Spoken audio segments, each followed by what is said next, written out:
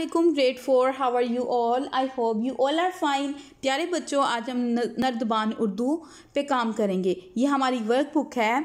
चलें इसका page number 52 open करते हैं। Page number 52। आज हम मज़मून लिखेंगे, ठीक है, जिसका उन्वान है मेरा वतन। प्यारे बच्चों, मज़मून को लिखने के 3 हिस्से होते हैं, ठीक है। किसी भी मज़मून में 3 हिस्से होते हैं। सबसे पहले तमहीद या तारुफ, दूसरे नंबर पे मतन या नफ्से मज़मून, तीसरे नंबर पे इख्तिताम। अब सबसे पहले हम देखते हैं तमहीद या तारुफ किसे कहते हैं। तारुफ कहते हैं इंट्रोडक्शन को, ठीक है। शुरू की जो लाइंस होती हैं, वतन क्या होता है इसके बारे में हम लिख सकते हैं, ठीक है। फिर उसके बाद आप मतन नफ्से मज़मून लिखेंगे, ठीक है। इसमें क्या आ जाता है, अपने वतन का नाम, इसकी तफसील, अहम बातें, खसूसियात। तो अपने वतन की खसूसियात आप लिख सकते हैं कि अल्लाह ताला ने पाकिस्तान को सर्दी, गर्मी, बहार, ख़ज़ां का मौसम अता किया है। पाकिस्तान के खूबसूरत इलाकों के बारे में लिखा जा सकता है, ठीक है। इस तरह से आपने तफसील लिखनी है दूसरे पैराग्राफ में। उसके बाद है इख्तिताम पे, एंडिंग क्या होगी हमारी, दुआ या राय दी जा सकती है, ख्वाहिश या कोशिश के बारे में ज़िक्र किया जा सकता है। दुआ की जा सकती है अल्लाह ताला हमारे मुल्क को सलामत रखे और हमें इसकी खुशहाली के लिए मेहनत करनी चाहिए। हम एक स्टूडेंट हैं, हम तालिब इल्म हैं। तालिब इल्म की हैसियत से आपकी क्या ज़िम्मेदारी बनती है, किस तरह से आप पाकिस्तान के लिए की तरक्की के लिए जद्दोजहद करेंगे, ये चीज़ें आप लास्ट पे लिख सकते हैं। आगे पढ़ते हैं।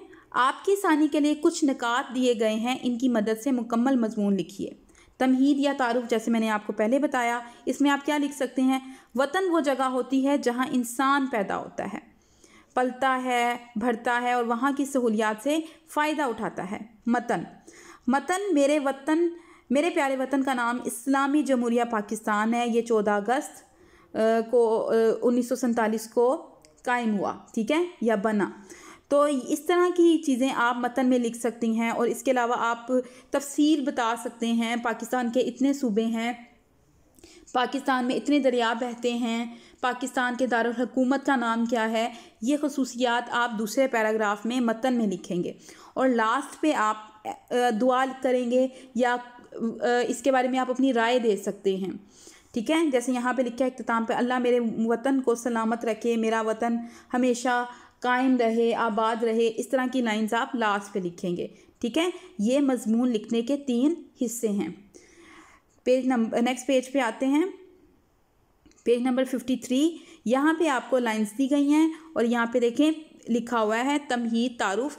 तो इन लाइंस में एक पैराग्राफ में आप तारुफ लिखेंगे, दूसरी में आप तफसील लिखेंगे और लास्ट पे आप इख्तिताम लिखेंगे, ठीक है। जैसे मैंने आपको बताया, तारुफ में आप लिखेंगे मेरे वतन का नाम ये है, ठीक है।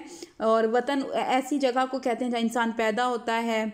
और तफसील में हम उसकी खसूसियात के बारे में लिखेंगे, मेरे वतन के इतने सूबे हैं, ठीक है, और इसका रकबा कितना है और कितने दरिया हैं, पाकिस्तान के दारुल हुकूमत का क्या नाम है, पाकिस्तान को अल्लाह ताला ने कौन कौन से नेमतों से नवाजा है, इन सारी चीज़ों का जिक्र तफसील में करेंगे। लास्ट पे हम इख्तिताम में दुआया कलमे लिख सकते हैं कि अल्लाह ताला हमारे मुल्क को हमेशा सलामत रखे और हमें इसकी तरक्की के लिए ये जद्दोजहद करनी चाहिए। आप एक स्टूडेंट हैं, एक तालिब इल्म अपने मुल्क की तरक्की के लिए क्या अहम किरदार अदा कर सकता है, ये सारी चीज़ें आप लास्ट पे लिख सकते हैं, ठीक है। तो आपने ये करना है, ये आपका होमवर्क है और आपने मुझे इसको बिल्कुल नीट हैंड राइटिंग में आपने काम करना है, ठीक है, और इसको फिर याद भी करना है। अल्लाह हाफिज़।